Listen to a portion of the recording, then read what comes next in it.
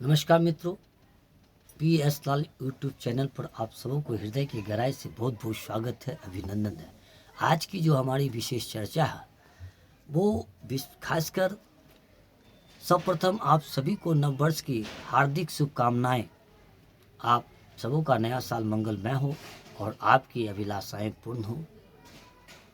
और चलिए जानते हैं कि 2026 में, चूँकि अब बहुत निकट है, तो 2026 में वैदिक ज्योतिष के अनुसार इस साल के जो राजा होंगे वो गुरु के स्वामी बृहस्पति देव होंगे, जुपिटर, और मंत्री मार्स होंगे। तो चूँकि एक संक्षेप में बता रहा हूँ कि जिस भी जातक के नेटिव चार्ट में गुरु अगर निर्दोष होंगे, शक्तिशाली होंगे, पॉजिटिव होंगे, तो नो डाउट है कि उस व्यक्ति के जीवन की दिशा और दशा में अवश्य परिवर्तन होगा। और जिसके नेटिव चार्ट में मंगल पॉजिटिव होंगे और निर्दोष होंगे, तो नो डाउट कि ऐसे व्यक्ति अपने जीवन में पराक्रम उग्र थोड़ा रहेंगे, लेकिन वो अपने जीवन में अपने साहस के बल पर जीवन में सफलता को प्राप्त करेंगे। और बृहस्पति देव उनको अपने जीवन में ज्ञान के बल पर उसके जीवन की दिशा और दशा में परिवर्तन अवश्य होगा। ये रही जातक के जीवन का संक्षिप्त विवरण।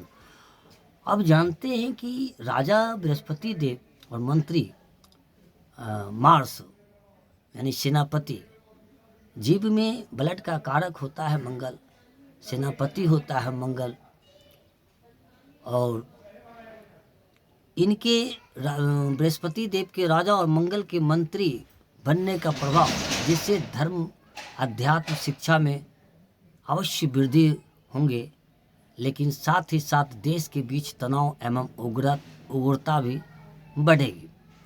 विशेषकर सुरक्षा, सेना में सुरक्षा, ऊर्जा के क्षेत्र में बदलाव आएंगे। भारत में धार्मिक यात्राओं और राजनीतिकों में हलचल की संभावनाएं रह सकती है, और जिससे शिक्षा, धर्म और आध्यात्मिकता का प्रभाव अवश्य बढ़ेगा।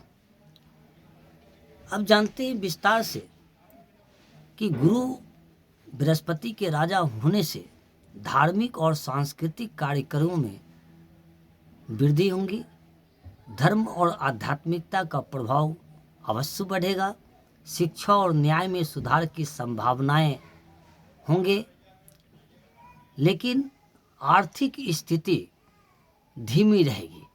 तो इस और ध्यान देने की ज़रूरत है, आर्थिक स्थिति को उन्नत करने की ज़रूरत है, यहाँ पर बल देना ही होगा।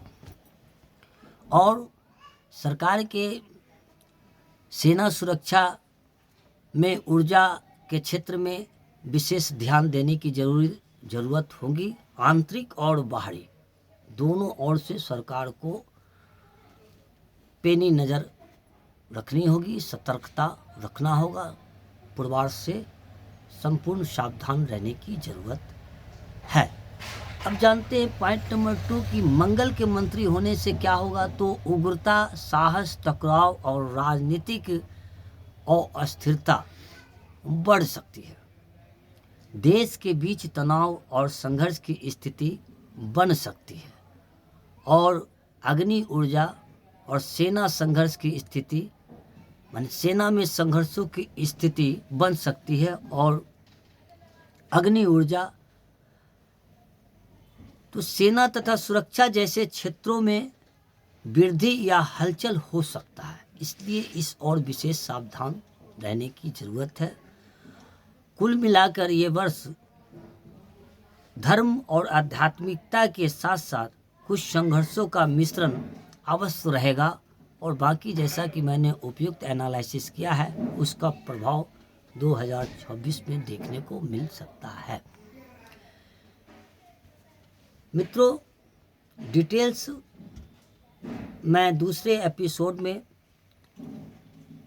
वीडियो बनाऊंगा, और आप सबों को वीडियो देखने के लिए बहुत बहुत धन्यवाद।